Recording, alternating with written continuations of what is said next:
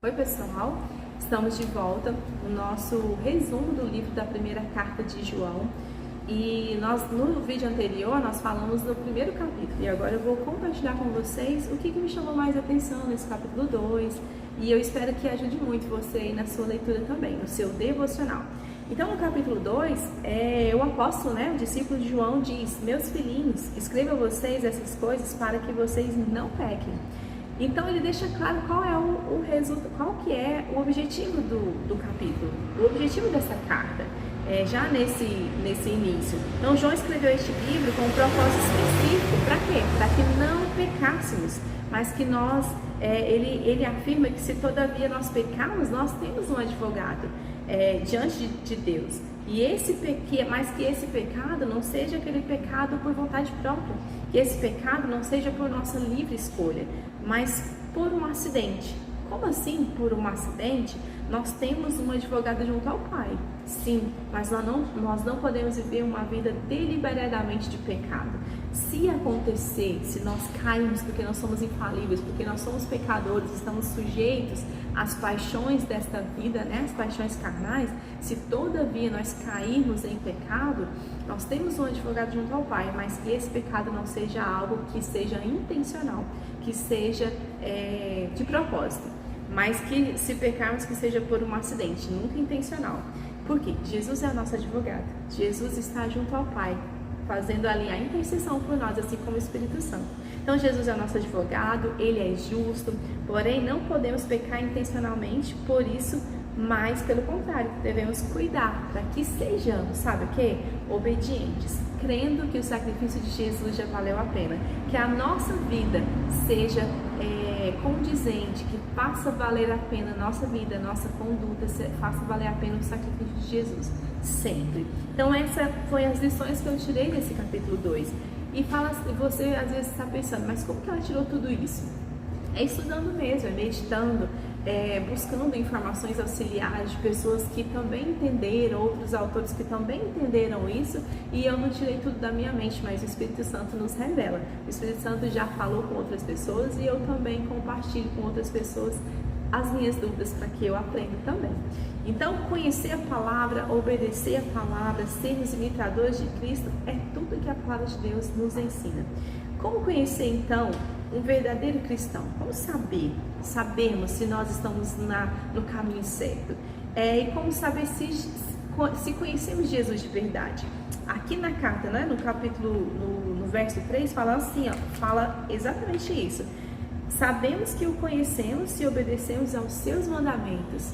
Sabemos que conhecemos Jesus quando obedecemos os seus mandamentos. Sabe por quê? Porque é aquele que fala que conhece a palavra de Deus, que conhece os mandamentos, mas não obedece, não pratica a palavra, a Bíblia fala que ele se faz mentiroso, que ele não conhece coisa nenhuma, ele não conhece a Deus. E no verso 4 ele continua: aquele que diz, eu conheço, mas não obedece aos seus mandamentos, é mentiroso e a verdade não está nele. Então, como eu sei que conheço Jesus de verdade? Quando eu obedeço a sua palavra, quando eu pratico os seus mandamentos. E não é os 10 mandamentos não, mas é toda a palavra de Deus. Tudo aquilo que é a vontade de Deus para nós, se eu praticar, se eu colocar mesmo no meu coração nisso, eu estou dando uma revelação do meu amor por Jesus, do meu conhecimento, de que eu conheço Jesus de verdade. Aquele que guarda a sua palavra, o amor de Deus está nele, verdadeiramente aperfeiçoado. João diz isso aqui na sua carta. Então devemos andar como Jesus andou.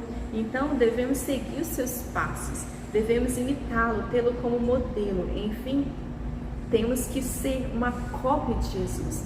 Por que precisamos ser cópias de Jesus? Porque Jesus é o Filho amado do Pai e nós precisamos nos parecer com Ele. Ele veio com esse objetivo, para nos ensinar a sermos filhos, para nos dar a herança, para nos dar o direito de nos tornarmos filhos de Deus, herdeiros, co-herdeiros com Cristo. Aos filhinhos, os seus pecados são perdoados pelo nome de Jesus. Aos pais, conhecestes aquele que é desde o princípio, e aos filhos conheceste o Pai. João diz isso: eu vos escrevi aos filhos, aos pais, aos jovens, aos filhinhos. Por quê? Porque ele sabia a identidade, ele sabia para quem ele estava escrevendo todos esses textos. Ele não estava escrevendo só para os idosos, ele não estava escrevendo só para as pessoas da igreja, mas ele estava escrevendo para a família, ele estava escrevendo para mim, para você, essa carta, nos ensinando como se nos tornarmos amigos de Jesus. E João tinha a preocupação, sim, de escrever aos crentes de todas as idades que ele considerava a todos como filhos na fé.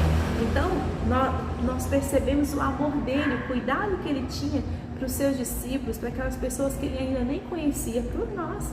Eu vejo que João pensou em mim mesmo, não me conhecendo, né? Não sabendo que essa carta ia chegar em mim depois de mais de 2000 anos. Então, em 1 João 2, verso 12 a 14, você pode conferir isso que eu estou te dizendo. Então, aos maduros na fé, tenham um relacionamento duradouro e profundo com Jesus.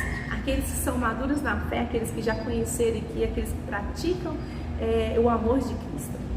E mais, aos jovens, travam uma luta diária contra as tentações de Satanás, mas a palavra os torna mais fortes e vencedores. Ele diz isso, que ele escreve aos jovens porque eles são fortes e já venceste o maligno. Então não temos desculpa. Se nós temos Jesus, se nós estamos em Cristo, nos tornamos mais fortes. Em Salmo 119, verso 9, ele diz isso também. Confira lá na sua Bíblia. As crianças aprendem a respeito de Cristo e estão apenas iniciando sua jornada espiritual. Mas aqui em Salmo 19, verso 9, fala assim, ó, como purificará o jovem o seu caminho, observando conforme a palavra de Deus. 1 Coríntios 13, verso 11, não seremos criança para sempre. Para cada fase da nossa vida há um tempo específico. Não podemos estacionar em nenhuma dessas fases, mas viver adequadamente cada ciclo de nossa vida. Então, cada fase da nossa vida constrói um degrau para a próxima fase. Não estacione no degrau, mas mude de fase. Mude para a próxima fase, porque você tem muito mais para crescer e absorver de conhecimento. À medida que as crianças aprendem a respeito de Cristo, aumenta a sua habilidade de vencer as batalhas contra as tentações. À medida que os jovens seguem de vitória em vitória, crescem seu relacionamento com Cristo. E os mais velhos, tendo conhecido a Cristo durante anos, desenvolvem a sabedoria necessária para ensinar os mais jovens como amar, como proceder, e assim continua o ciclo maravilhoso da vida.